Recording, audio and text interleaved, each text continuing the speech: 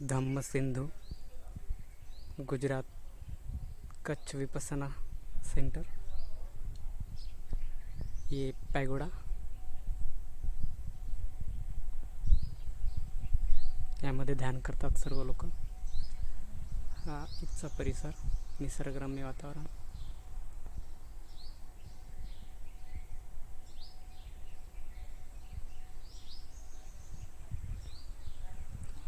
आतमध्ये पाहूयात आपण.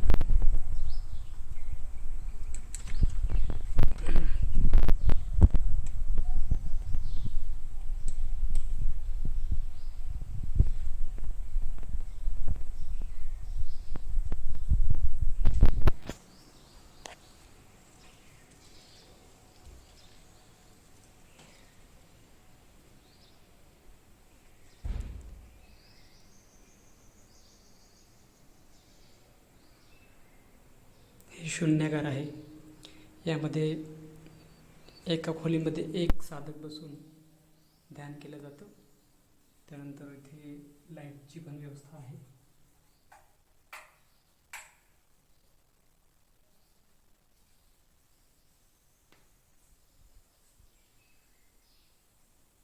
दुसरी खोली नंबर आहे 40.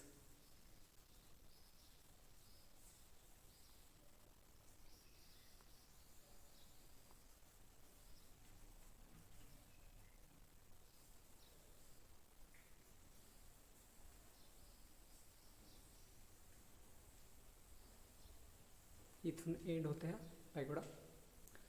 आपण सध्या दुसऱ्या मजल्यावरती आहोत आणि संपूर्ण असा गोलाकार हे सर्व साधकांच्या आजूबाजूने रूम आणि हे मध्यभाग. इथे सर्व आसन्स आहेत, यावर बसून सर्व साधक ध्यान करतात.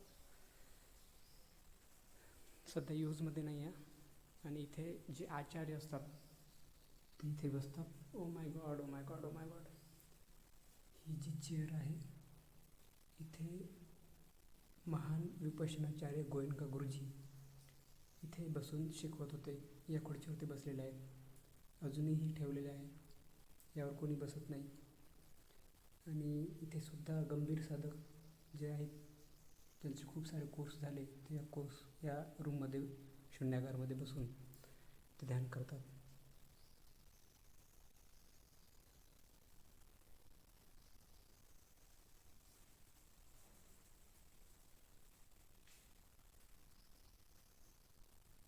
इकडून पलीकडे पण जाता येते आपल्याला.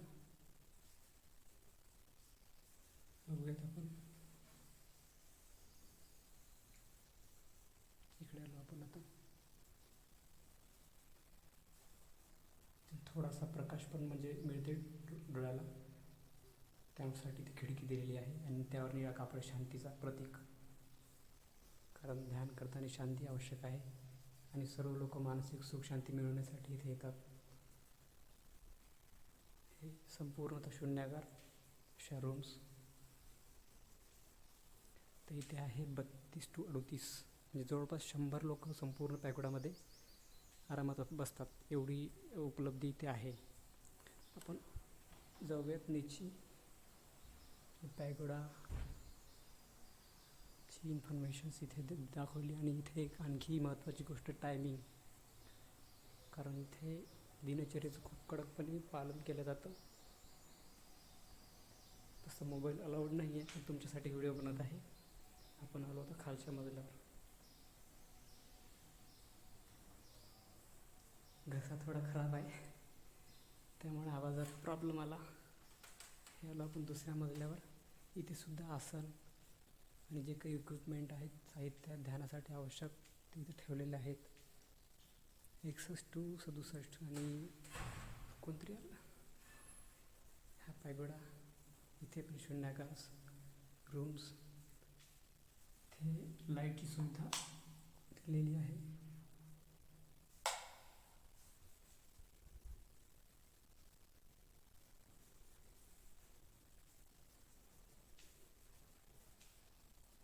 जो गंभीर साधक आहे त्यालाच यामध्ये एंट्री आहे, जो साधनेमध्ये पकलेला आहे. ते एकांतामध्ये ध्यान करण्याची अनुमती कोणीही देत नाही. आणि हे प्रवेशद्वार. सध्या इकडे कोणी येत नाही.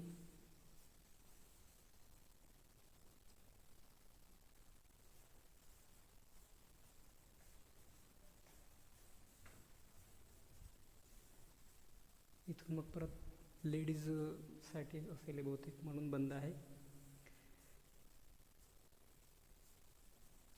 परत जाऊयात वापस आपण.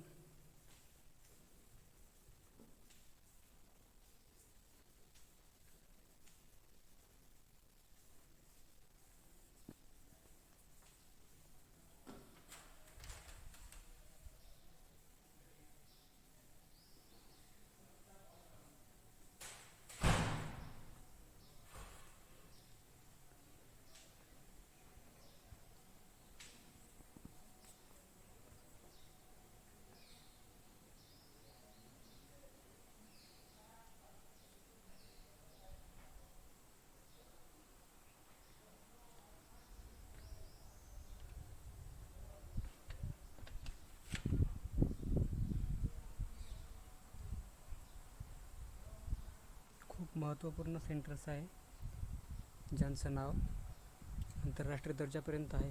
खूप दुरून इथे मेडिटेशनसाठी लोक येतात. विदेशातून सुद्धा साधक येतात. कारण इथे एक या सेंटरची विशेषता आहे की इथे जी संघमित्रा, सम्राट अशोकाची मुलगी आणि मुलगा महेंद्र, इथेच जवळ जो अरबी समुद्र आहे, या अरबी समुद्रावरून ते श्रीलंकेला गेले होते. बुद्धांची वाणी, त्यांचा उपदेश लोकांपर्यंत पोहोचण्यासाठी आणि धम्माचा प्रचार प्रसार करण्यासाठी त्यांनी संपूर्ण आयुष्य समर्पित केलं. आणि हेच ती जागा की या जागेवरून त्यांनी श्रीलंकेकडे प्रस्थान केलं.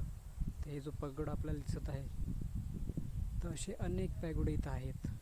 एका वेळेस 700 ते 800 लोक साधना करू शकतील इतकी इथं सुविधा, खाण्यापिण्याची व्यवस्था, त्यांच्या अलग अलग रूम्समध्ये पण पाणी सुविधा, संडास बाथरूम, लाईट, सगळ्या गोष्टी इथे आहेत.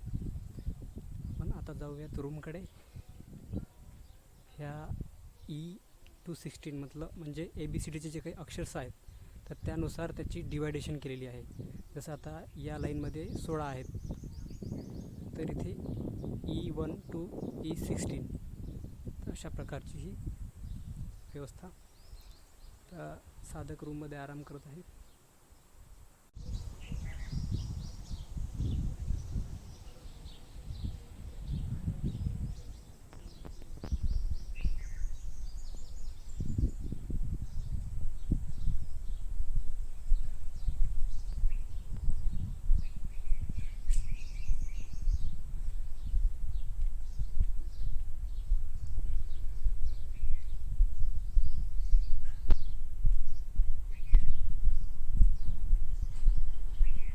हे सर्व मेडिटेटर्स आपापल्या शयनकक्षामध्ये आराम करत आहेत.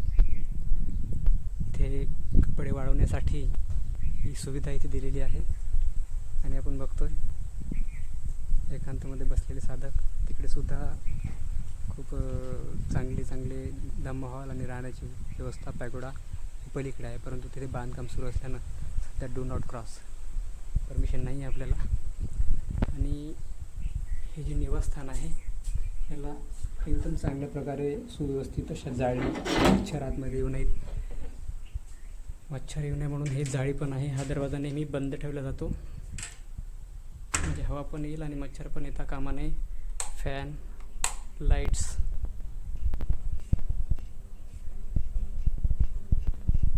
इथे आराम करायचा एकदम.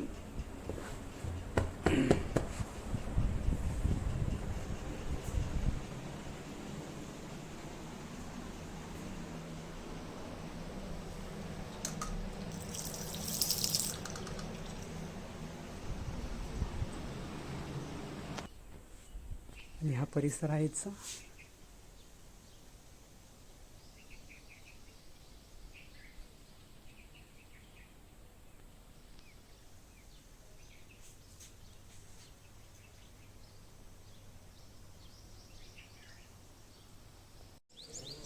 आता आपण जातो आहे धम्म हॉल नंबर 1मध्ये. असे खूप हॉल आहेत इथे आणि जो 1 नंबरचा हॉल आहे तिथे आपण जातो. तिथे आजचा मैत्री दिवस, आजच आमचा कोर्स संपला. ही गाईडलाईनची दिनचर्या, डिसिप्लिन गुजरातीमध्ये, इंग्लिशमध्ये आणि हिंदीमध्ये.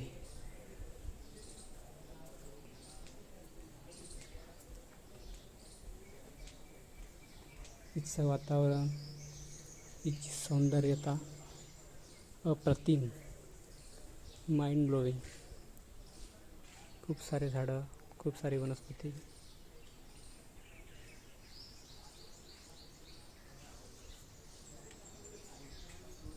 आपण प्रवेश करूयात आतमध्ये.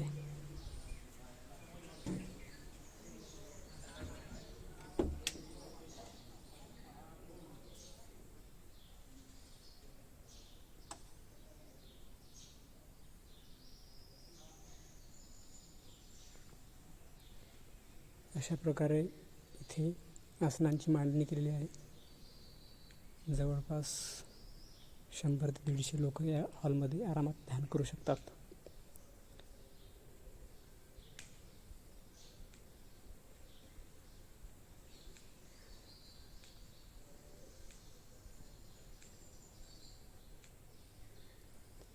हे माझं आसन आणि बाहेर पण असं दिसतंय, खिडकीमधून हवा पण येते आणि जाळी पण आहे, त्यामुळे मच्छरात येतील नाही. बाहेरून काच आणि सर्व निळे पडदे, ज्यामुळे शांती प्रस्थापित होईल. आणि शांतीचा हा एक कलर म्हणून निळा कलर आहे सगळीकडे.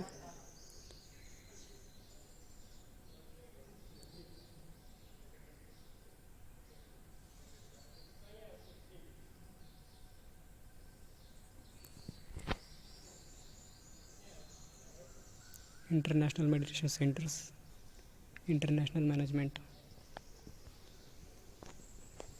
इथे सहाय्यक आचार्य या चेअरवर असतात आणि ध्यानासंबंधित कुठलेही प्रश्न, अडचणी हे सर्व इथे बसून सॉल्व्ह होतात. या खुर्चीवर बसून इथे सहाय्यक आचार्य असतात आणि सर्व व्यवस्था, व्हिडिओ, ऑडिओ, टेप रेकॉर्डिंग. आणि इथे पूज्य विपश्यनाचार्य गोविंद गुरुजी या चेअरवर बसलेले आहेत आणि इथे ह्या विरासत ठेवलेल्या आहेत. या पडद्यावर रोज प्रवचन होतात आणि रोज झालेल्या प्रवचनाच्या अडचणी ह्या बुद्धीच्या आधारावर प्रवचनाच्या माध्यमातून प्रोजेक्टरद्वारे शिकवल्या जातात, सांगितल्या जातात. प्रोजेक्टर. आणि हे सर्व इकडे महिला आचार्य आणि सर्व महिला मेडिटेटर्स, तसेच हे सर्व इकडे इथून पुरुष. आजचा शेवटचा दिवस मैत्री दिवस आहे, परंतु कोर्स संपूर्णतः संपलेला नाही. उद्या इथून सर्व लोक प्रस्थान करतील सकाळी 7ला. तर आपण बाहेर जाऊयात.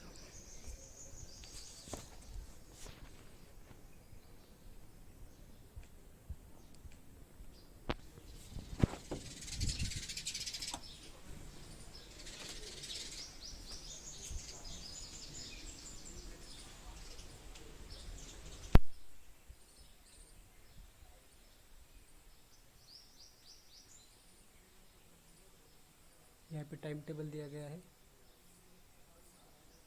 सवेरे 4 बजे उठना होता है, फिर कैसे कैसे होता है, क्या टाइम पे क्या होता है. गुजरात है तो गुजराती में भी दिया गया है, हिंदी में भी दिया गया है, इंग्लिश में भी.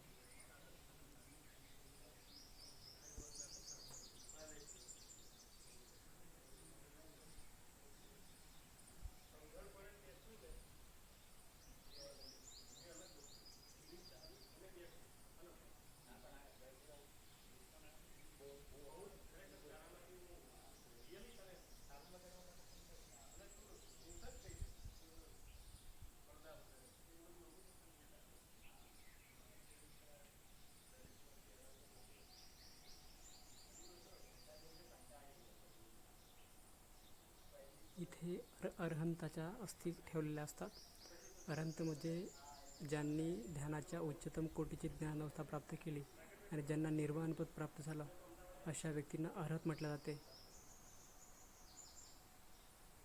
जे भवचक्रातून मुक्त झाले आणि त्यांच्या धातूच्या प्रभावामुळे ध्यानात खूप बल वाढते, एक ऊर्जा प्राप्त होते, शक्ती मिळते. त्यामुळे त्यांच्या स्थिती ठेवलेल्या असतात सगळ्यात वरती.